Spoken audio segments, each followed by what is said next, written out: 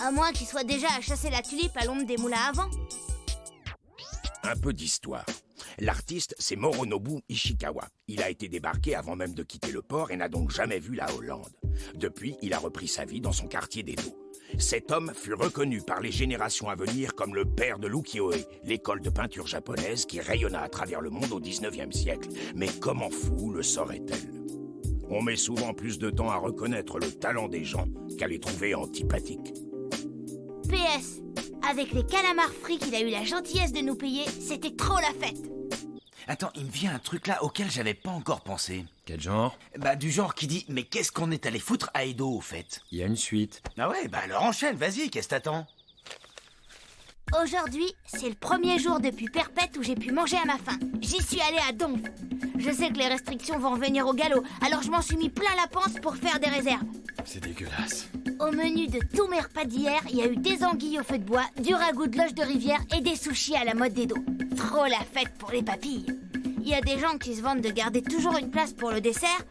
Moi, je serais plutôt du genre, tant que c'est gratuit, j'ai toujours une place pour tout. Je sais pas si tout le monde est comme moi. Chez les truies, ouais. J'ai vu aussi du théâtre kabuki et des feux d'artifice. Trop la fête pour les pupilles. Tu sautes des lignes ou quoi? Et le samouraï, le parfumé, il est où? Aux oubliettes? Elle parle que de bouffe, c'est pas une nana, c'est un bide. Au fait, ça me rappelle qu'on reprend la route aujourd'hui, direction Nagasaki. On aura peut-être plus de bol là-bas.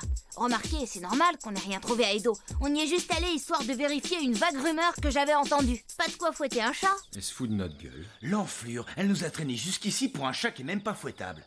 Elle est carrément glauque.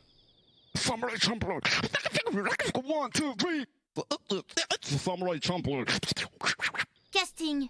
Devinez qui c'est dans le rôle du nouvel otage. Faudra me donner l'adresse du mec à qui c'est arrivé plus qu'à moi, qu'on se boive une coupe. Et la cerise sur le gâteau. On m'a piqué ma bourse, rien à becter.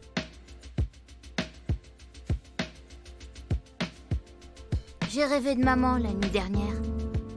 C'était la première fois que je pensais à elle depuis un bail. Ça paraît bizarre, je sais, mais il est tellement dense ce voyage que j'ai même pas eu le temps de me dire qu'elle me manquait. Bonjour l'ambiance.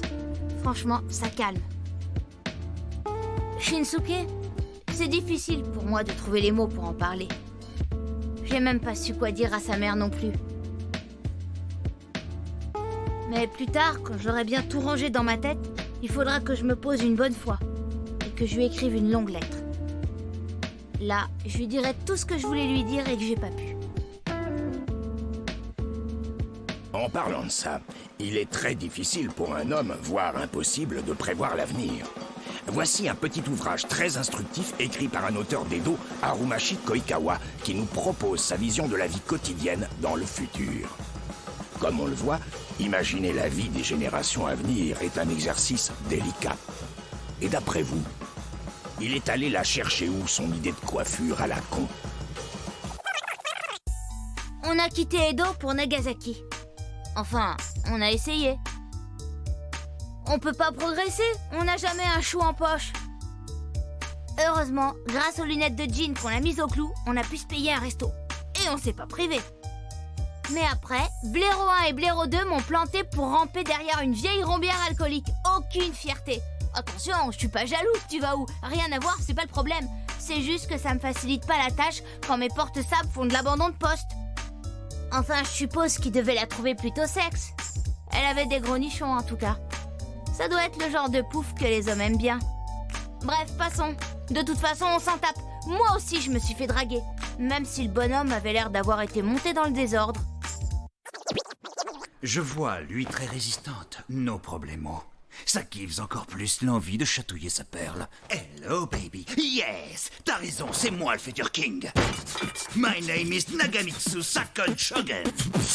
Quand je vois ça, je me dis que je suis douée pour attirer les cas sociaux. Faut bien être doué pour quelque chose. Finalement, on a gagné 4 choux en faisant un spectacle de rue et on a pu quitter Edo. Mais avec les jours qui passent, j'ai l'impression de perdre un peu le fil de ma quête. On part avec l'idée de chercher le samouraï qui sent le tournesol et on finit toujours par se demander qui on va taper aujourd'hui pour croûter.